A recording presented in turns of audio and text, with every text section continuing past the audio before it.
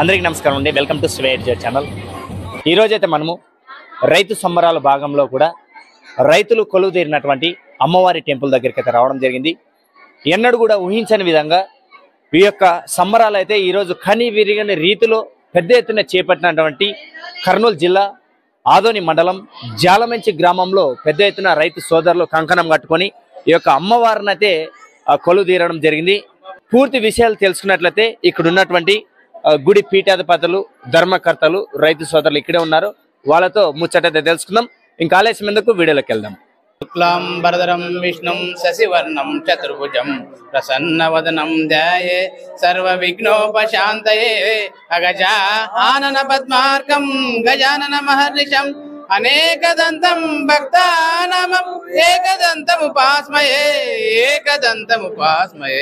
గురు బ్రహ్మం గురు విష్ణు గురుదేవో మహేశ్వరః గురు సాక్షాత్ పరబ్రహ్మం తస్మై శ్రీ గురవే నమః.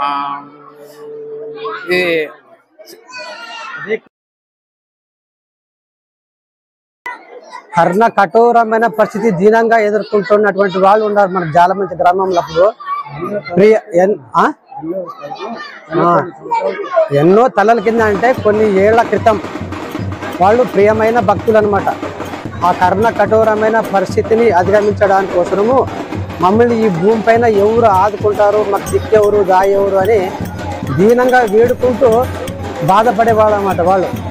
అటువంటి స్థితిలో మమ్మల్ని అమ్మవారిని వేడుకున్నారు. అమ్మ తల్లి, మాకు ఎవరు ఉండారు ఈ భూమి పైన ఆదుకొని మమ్మల్ని తీర్చిదిద్దేటటువంటి వాళ్ళు ఎవరు ఉండారు అని వెతుకుతున్న సందర్భంలో అంటే వాళ్ళు ప్రియమైన భక్తులు అమ్మవారికి. అటువంటి స్థితిలో అమ్మ పైనుంచి స్వర్గం నుంచి డైరెక్ట్గా కిందకే భూమిపై దిగిన విధంగా మామూలుగా మన అమ్మవారు మాసిపోయిన బట్టలు ఎట్లా వేసుకుని ఉంటారు, మామూలుగా అమ్మవారు రోడ్డు పైన తిరుగుతుంటారు కదా, మహాయోగ లక్ష్మణం అయితేనేమి మరి ఇంకా అటువంటి వాళ్ళు ఎట్లా నల్లగా మాసిపోయిన దుస్తులు ధరించి కాసి ఏ విధంగా అయితే భూమిపై దిగుతారు. కులవై అంటే ఒక గణమి అంటే ఒక రాయి ఆ ప్లేస్ లో విక్షిప్తమైపోయింది అనమాట. చూద్దామని అగ్గి కణంలో ఇప్పుడు మన పైన ఆకాశం నుంచి అయితే ఏదైతే ఒక ఉరుము మెరుపు ఏ విధంగా వస్తుంది కణ మెరుచుకుంటూ ఆ విధంగా వచ్చి ఇక్కడ నిక్షిప్తమైపోయింది అనమాట.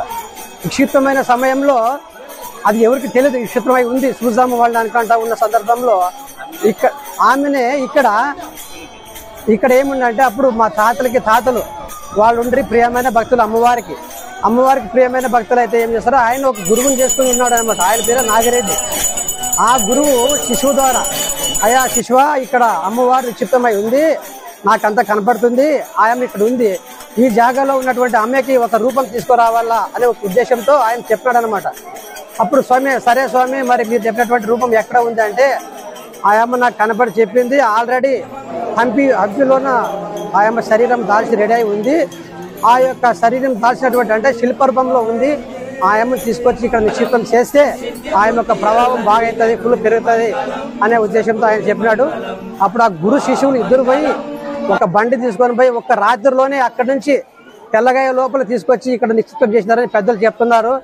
అప్పటికి ఇది నిశ్చయం జరిగిందే. ఎందుకంటే ధర్మకాలం అప్పుడు మనం నమ్మలేకపోవచ్చు, ఎందుకంటే ఒక రాత్రిలో ఎట్లొచ్చారబ్బా అక్కడి నుంచి ఇక్కడికే అంటే అది ఒక చెప్తారుగా సూక్ష్మ శరీరం దాల్చి ఎట్లా వస్తారనే విధానం ఉన్నాయి. అట్లా అప్పుడు ఆ అమ్మని తీసుకొని వచ్చి ఇక్కడ ఒక రోజులోనే నిక్షిప్తం చేసినారన్నమాట. అంటే ప్రతిష్ఠ చేసినారు కాబట్టి ఆ అమ్మ ప్రభావం యాక్చువల్ చెప్పాలంటే ఆ అమ్మ స్వయంభూ వెలిసినటువంటి ఆయమ్మే.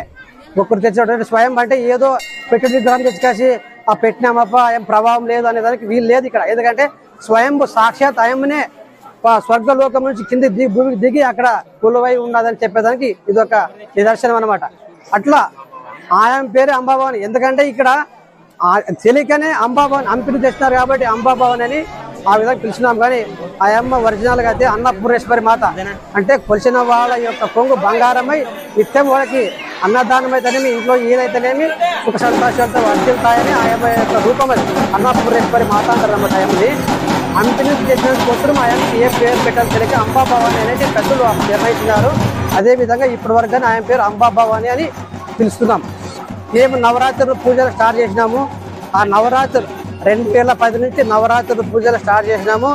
అప్పటి నుంచి ఆ పూజల ఫలితంగా ఆయమ్మలో యొక్క శక్తి వింతగా పెరుగుతూ ఆయమ్మ అవి నిశ్చితంగా పెరుగుతూ ఆయమ్మ శక్తి ప్రభావం పెరగడం వల్ల నెక్స్ట్ మళ్ళా ఆ పెరుగుదలతోనే మేము గుడి కానీ మొదలు పెట్టాము, కొత్తగా గుడి కడదామనేసి 2013 వరకు నిత్యం అయ్యమ్మని చేయడం వల్ల చేసినాము. నెక్స్ట్ గుడి కట్టడం అనేది మా సాయశక్తుల, కానీ ఆయన పెట్టుబడి పెట్టడానికి చేసేదానికి ఆయనకి నిర్మాణం ఖర్చులు కానీ లేవు. మా శాతనైనంత మా కుటుంబం చేసి ఇంత సంవత్సరానికి ఇంత కానీ ఇంత లేకపోతే గుడి తీసుకొచ్చినాము.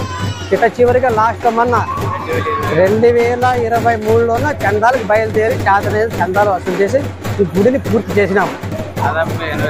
దాదాపు 80 లక్షల కోటి వరకు దాకింది ఇప్పటి వరకు అని చెప్పొచ్చు. కానీ ఇంకా నిర్మాణ పనులు చాలా ఉన్నాయి. ఎందుకంటే ఇక్కడ కింది సైడు మండపాలు కట్టేది ఉంది, మండపాల తర్వాత గాలి గోపురం చేసేది ఉంది. ఇవన్నిటికి కానీ నిధుల కొరత ఉంది. కానీ దాతలు ముందుకొచ్చి ఏదైనా చేతనంత సాయం చేస్తే ఇవన్నీ పనులు కానీ ముగిస్తామనుకున్నాము. కానీ ఆయమ్మ యొక్క ప్రభావం అన్నట్టు దినదినంగా పెరుగుతూ పోతుండదు. ఎందుకంటే కొలిచినటువంటి వాళ్ళ కొంగు బంగారమై నిలుస్తుండదు. ఎవరు చాలా మంది వాళ్ళు అనుకున్నటువంటి కోరికలు చాలా మందికి తీరుతున్నాయి, వాళ్ళ కోరికలు తీరుతున్నాయి. మేమేం చెప్పే పని లేదు, చేసే పని లేదు. వాళ్ళ మనసుకే వాళ్ళు తెలుస్తుంది అనమాట. ఎందుకంటే వాళ్ళ మనసులో అనుకున్నటువంటి కోరి వాళ్ళు తీరిస్తేనే ఆయమ్మ ఉంది అని నిజంగా వాళ్ళు నమ్ముతారు. మనం ఏదో చెప్తున్నానుకో ఒక మాట, వీళ్ళు ఏదో గుడి కోసమో వాళ్ళ ప్రబలం కోసమో ఏదో చెప్పుకుంటారు అనుకుంటారు. మనం ఎవరు ఏం చెప్పే అవసరమే లేదు. ఆయనకు తెలుసు, వాళ్ళకి తెలుసు, వాళ్ళ మనసుకు తెలుసు. గొప్ప పని చేసినాం పోయిన సంవత్సరం. మొన్న నెక్స్ట్ జనవరి నుంచి అంటే అంబాభవాని జాతర అక్కడ సిరుగుంపలో ఉత్సవం ఎప్పుడైతే జరుగుతుందో దాన్ని బేస్ చేసుకొని ఆ పౌర్ణమిని అంబాభవాని జాతరగా నిర్ణయం చేసి తొలిగా ఆయమ్మని ఉత్సాయి అఖండంగా తయారు చేసి ఆయమ్మని ఎన్నో కని విని ఎరగని రీతిలో పోయినసారి మన అంబాభవాని జాతర జరిపినాము. మరి వచ్చే సంవత్సరం జనవరిలోన అదే విధంగా అదే రీతిలోన ఆయమ్మ యొక్క ఉత్సవం జరుగుతుందని మేము ఆశిస్తున్నాము. ప్రతి జనవరిలో పౌర్ణమికి కార్యక్రమం జరుగుతుంది. ఆ ఉత్సాహి తయారు చేయడానికి కానీ మా చాలా మంచి గ్రామ ప్రజలు చేతులారా వాళ్ళ సాయశక్తులు ఇచ్చిన చందాలతోనే ఆయమ్మ యొక్క ఉత్సవం తయారు చేసి దాదాపు 4 లక్షలు ఖర్చు పెట్టి మా చాలా మంచి గ్రామ ప్రజల చందాల ద్వారా ఆ ఉత్సవాన్ని తయారు చేసి అమ్మవారికి బహుకరించినారు. ఆ చందాల ద్వారా బహుకరించినటువంటి గ్రామ ఉత్సాహిని ప్రతి సంవత్సరము జనవరిలోన రంగరంగ వైభవంగా ఆయమ్మ ఆశీర్వాదం మేరకు ఉత్సవాన్ని లాగుతున్నాము. ఆ కార్యక్రమం దిగ్విజయంగా జరుపుతున్నాం. ఏదన్నా ఉండి మీ మనసు ఏదో అనుకొని పోండి, మీకు మంచిదే జరుగుతుంది. మీరు అనుకున్న తర్వాత మీ చేతులారా మీ శాతనైన సాయం చేసి ఆయమ్మ కార్యక్రమం ఏ కార్యక్రమం ఇక్కడ మండపాల కార్యక్రమం అయితేనేమి, గాలి గోపురం కార్యక్రమం అయితేనేమి, మిగతా అన్నదాన కార్యక్రమం అయితే ఏ కార్యక్రమంకి అయితేనేమి మీ చేతులారా సాయం చేసి ఆయమ్మ కార్యక్రమాలకు ముందుకు నడపాలని మేము కోరుకుంటున్నాం. ఒక విషయం చెప్పాలప్ప అంటే ఆయమ్మ ఒక గుర్రాన్ని అంటే ఏదైనా విషయం ఉంటే ఆయమ్మ విగ్రహ రూపంలో ఉంటుంది కాబట్టి బయటకు వచ్చి ఒక విషయం చెప్పలేదు కాబట్టి ఒక గుర్రాన్ని అంటే ఒక వ్యక్తిని నిర్ణయించుకుంటుంది అన్నమాట. ఆ మనిషిలో నేను ఆవహిస్తాను, ఆ మనిషి ద్వారా నేను బయటకు ఏదైనా విషయం చెప్తాను అని నిర్ణయించుకుంటా కాబట్టి ఒక గుర్రాన్ని ఎంచుకునింది. ఏదైనా విషయం ఉంటే తెలిపేది ఉంటే ఏదైనా ఉంటే ఆ గుర్రం ద్వారా కూర్చున్నటువంటి వ్యక్తి ద్వారా బయటికి తెలుస్తుంది. ఏదన్నా చెప్పాలనుకుంటే ఎవరైనా కోరికలు ఉంటే కానీ అక్కడ అడిగి వాళ్ళు నివృత్తి తీసుకొని ఆయమ్మ ద్వారా ఆశీర్వాదం పొంది పోవచ్చు.